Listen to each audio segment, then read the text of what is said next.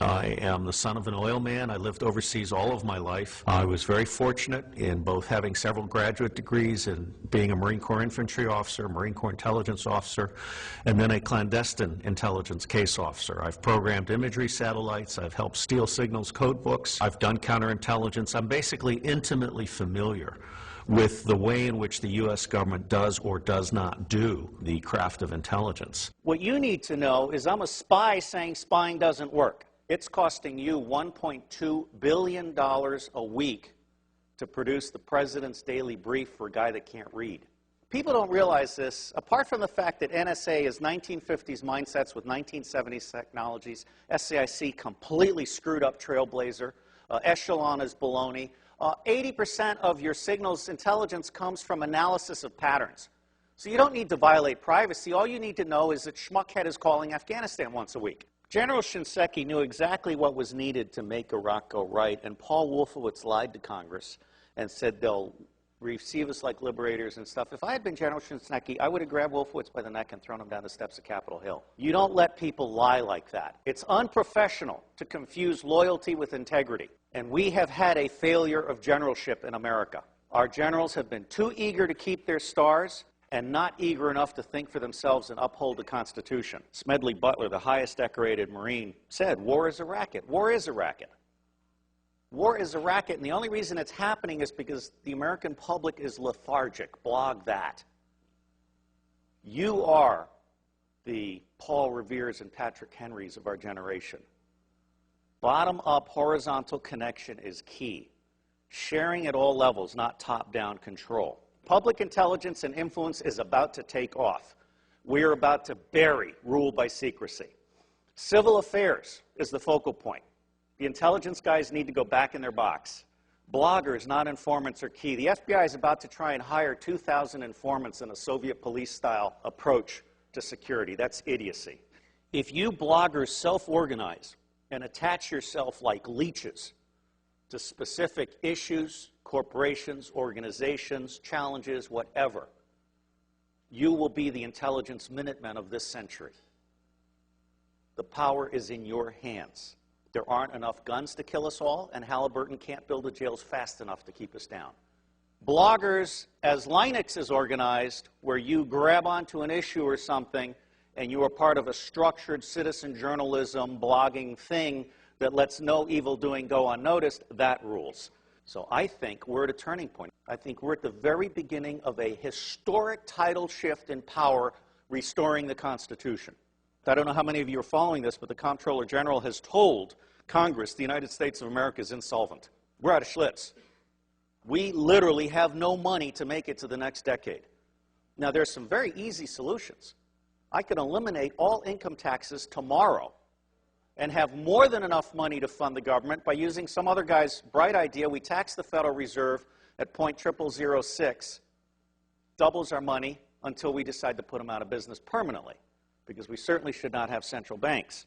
We've put together an electoral reform pledge, and it's my view that any member of Congress, any member of the Senate that refuses to sign both the constitutional pledge supporting the Constitution and the electoral reform pledge should be put out of business.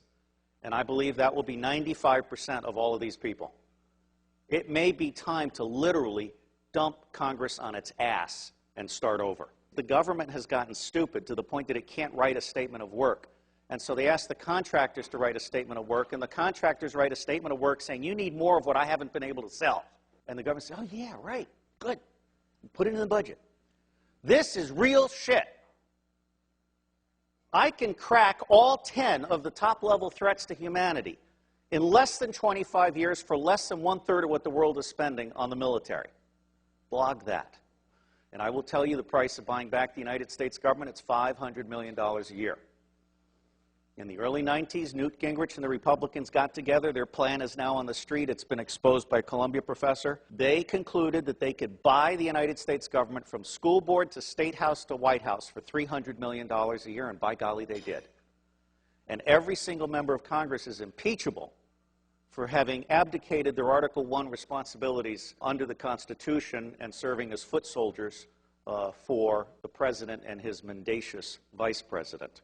If you confiscate all the wealth in the world, which I do not advocate, all you have is a $5 bill for every one of the 5 billion poor on the planet. For what we have spent on the Iraq War, I could have given a free cell phone to every one of the 5 billion poor on the planet. I could have taken the 10% residual capabilities on DoD satellites, abandoned communication satellites, and I could have provided free T1 to the Southern Hemisphere. Blog that. That's the kind of stuff we have to do. Because if we don't do that, those 5 billion people, instead of producing wealth that stabilizes the earth, are going to produce plagues, epidemics, criminal gangs, drugged up people. Ralph Peters, a friend of mine, and the bottom line here is the only path to wine, women, and wealth for badasses anywhere on the planet that have no money is guns. And what's happening here is we're at the very beginning. We're just starting to come out of our little eggshell. When the industrial era began, it broke the connection between kinship and trust. And it started treating people as commodities. And then we lost sight of our government and we allowed the corporations to buy the government. The United States of America no longer represents we the people. But you can change that. The reason it's not working today is because we have a military-industrial complex that profits from secrecy and war, and it does not profit from efficiency and peace. Blog that. The bottom line here is that central banking is an evil cancer. These people are selling us credit they don't have so they can take profits they don't deserve out of our pockets. That's nuts. The United States government is constitutionally chartered to print money on the good faith and credit of all of us and not pay interest. Why are we being such fools? Well, unfortunately, if you fight them, you get assassinated. Lincoln and Kennedy were both about to print money and not borrow from the banks. I can't connect those two dots, but I can tell you they're side by side. But the reality is the federal government is broken in every possible way. And it's going to be localized, bottom-up resilience networks that are going to save us. That's where you guys come in. Our educational system stinks. It beats the creativity out of kids by the time they're in the 4th grade. It forces you to become a blogger or hacker in order to become creative. So you guys are the lifeboat. We've gone from America the Beautiful to America the Shit. Now, I believe we need to start blogging retrospective impeachments. I'm not saying we need to hang them or tar them or feather them, just out them. I think it's time for citizen investigative journalism to go deep and go back and go current. And people need to understand they can't get away with this stuff. There is absolutely no lack of solution, and there is also no lack of money. What is lacking is the popular political will to exercise our God-given right to be in charge. I got thrown off Fox News for saying the global war on terror wasn't real. Well, it's not. Okay? I mean, until we can get to one man, one bullet for the top 6,000, we can contain the next level and we can provide a quality of life for everybody on the planet at the lowest level, we're not going to get it. The Air Force solution for terrorism is to kill one guy in an entire village, which of course creates 100 to 200 additional terrorists because of that indiscriminate war crime. It's just nuts. And it's nuts because the media isn't doing their job, and so it falls to you. And my dream is to have someone adopt every zip code and start doing that weekly report for their zip code. And then those little reports will start having babies, and it'll start spreading. Your government is stupid, and they're stupid deliberately. The intelligence community does not do open source information because they like to think that the cabinet departments are doing their open source information. That's not true. The cabinet departments don't know how to do decision support. What they know how to do is take stakeholder interests and turn them into policy that increases budget share. That is not what I call reality-based budgeting. Politics today has gotten so dirty it's not worth anybody's time if they've got a brain. Well, I don't have a brain, I have a soul. And I believe that America needs to get back in the business of managing itself. I am absolutely certain that central banks are an evil. Central banks are screwing us all, or we'll head it right. We are pigs being harvested for profits. I do believe there are secret societies, although, you know, given a choice between conspiracy and incompetence, I generally go with incompetence. The Bilderberg Group, I just saw a list of who attended the last time, and it's almost a list of nobodies who want to be somebodies combined with somebodies on their way down.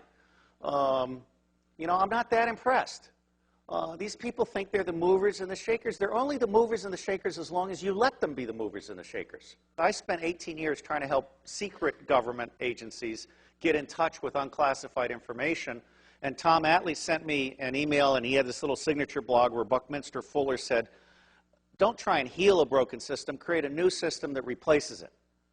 So I'm honored to be here to set the tone for you guys. And my bottom line is, don't waste your time on the federal government. It's going away. There are 27 secessionist movements.